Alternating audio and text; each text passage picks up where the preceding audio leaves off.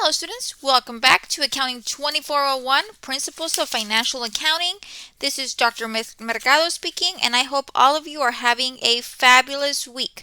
Okay, now during this week we are going to be covering Chapter 9, which deals with long-term assets, both fixed and intangible assets. Okay, I can't stress it enough to please read the chapter. Okay, you cannot solve your homework, your quizzes, without first having read the chapter. I provide students with a link to the specific chapter. I provide students with PowerPoints that can assist them in reviewing the information, taking notes as you're reading. Have those PowerPoints there available so you can take some notes. There's a lot of videos embedded within the Cengage homework assignment that can assist you in completing your assignments. If after you utilize all of the resources provided, including my lectures, you have specific questions, please do not hesitate to contact me. I am here to assist you in whatever I can. Now, I do need specific questions, okay? I have students tell me, Miss, I am lost. I don't understand anything, okay? To me, it's very difficult to help a student that does not understand anything. There must be something you understand from your reading the chapter. There must be specific questions you have when you're solving a problem. Okay.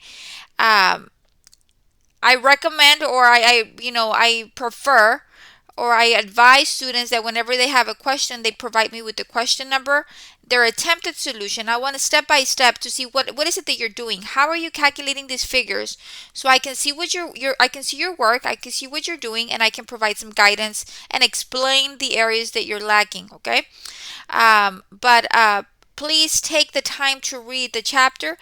There's a lot of information, great examples provided within your book. Now, going back, we are going to be covering Chapter 9, which deals with long-term assets. Basically, this chapter focuses on fixed assets, which are basically long-term tangible assets used in the normal operation of a business.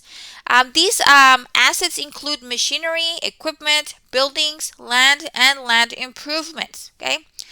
All fixed assets, with the exception of land, should be depreciated over time. Okay, so there's certain factors that need to be considered in determining the depreciation.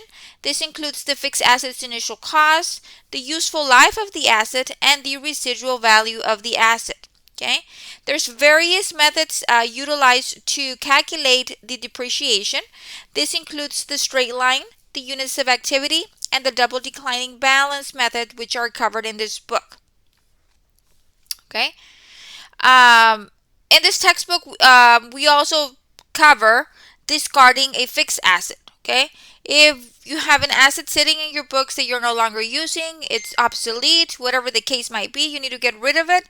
We show you how to do that, as well as selling a fixed asset. If we sell a fixed asset, what happens? What do we need to record? Okay. The chapter also covers patents, copyrights, trademarks, and goodwill, which all fall into the category of intangible assets. Okay, so the cost of patents and copyrights should be amortized over the years of the asset's expected usefulness. Trademarks and goodwill are not amortized, but rather are written down only upon impairment. So there's a lot of information covered about intangible assets as well. Okay. There's also some ratio calculations. There's just a lot of information included in the chapter that it's just very difficult for me to cover in the short amount of time that I want to record these lectures. I do find that if my lectures are too long, students are going to zone out and not even finish my lecture.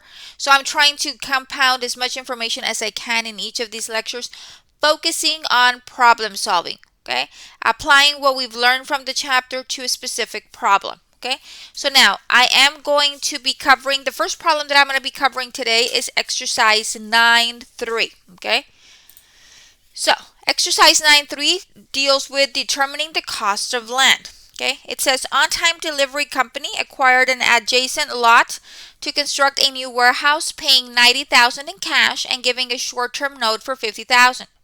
Legal fees were paid of $1,750. Delinquent taxes were assumed of $25,000, and fees paid to remove an old building from the land were $9,000. Materials salvaged from the demolition of the building were sold for $1,000. A contractor was paid $415,000 to construct a new warehouse. Now look at the question. determine the cost of the land to be reported on the balance sheet.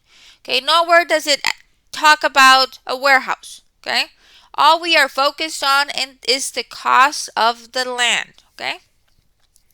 Now, I brought this image in from your ebook, Exhibit 2, because it gives you a breakdown of the cost of acquiring each type of asset. Okay, our focus is going to be land. Okay, so for land, we are looking at the purchase price, any sales tax, any permits from government agencies, any broker's commission, title fees, serving fees, any delinquent real estate taxes, removing any unwanted buildings, less any salvage, and grading and leveling. Okay, so we're going to start off here with, the purchase price. How much did we pay for this piece of land?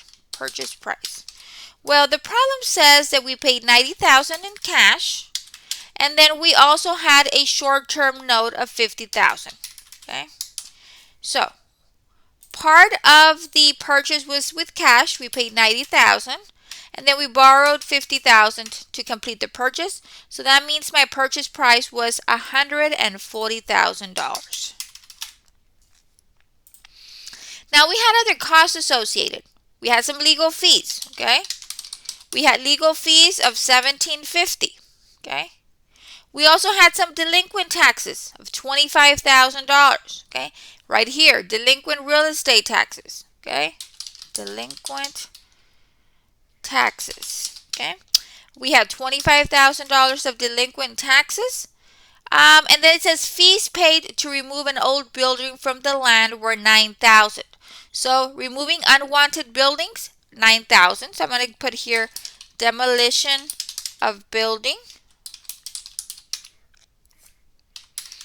$9,000. Okay. So I'm going to add those three costs together and let me see what I get. Okay. I'm going to add those three numbers together and that gives me $35,750. Okay. So my legal fees, my delinquent taxes, and my demolition of the building give me $35,750. Now I can calculate my total costs. Okay. That includes your purchase price plus any additional cost incurred, which we calculated at $35,750. So that gives me $175,750. Now we did have some salvage value on some materials. It says here materials salvaged from the demolition of the building were sold for $1,000. So we have to subtract less any. Okay. So salvage of materials, that was $1,000. Okay. Oh, I missed one. There we go. There we go. Okay. So I'm going to subtract that because that was money I recuperated. I sold some materials that we, from the building that we removed. I was able to sell that, salvage that. So that's $1,000 less. Okay. So now I'm going to be able to calculate the cost of land to be reported.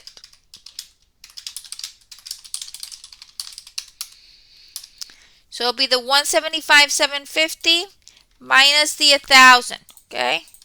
So $175,750 minus $1,000. That gives me $174,750. Okay. So that represents the amount of the cost of land to be reported on my balance sheet. That includes my purchase price plus any additional cost to acquire the asset and prepare it. Remember, we had to demolish a building. That can be included. It says removing unwanted buildings. Okay. So that is the calculation for computing the cost of the land to be reported on our balance sheet. Please make sure that you do read the chapter. If you have any questions, concerns, I am here to assist you. Do not hesitate to reach out to me. I'm available Monday through Friday. And I want to wish you all the best of luck. Make sure that you organize your time so you make sure that you can complete your weekly assignments. That is it for this lecture. I'll be having additional lectures over Chapter 9. Make sure that you go into your Blackboard shell, into the weekly module, and you review all of the lectures that I post. Okay, so that is basically it. Until next time, have a wonderful day.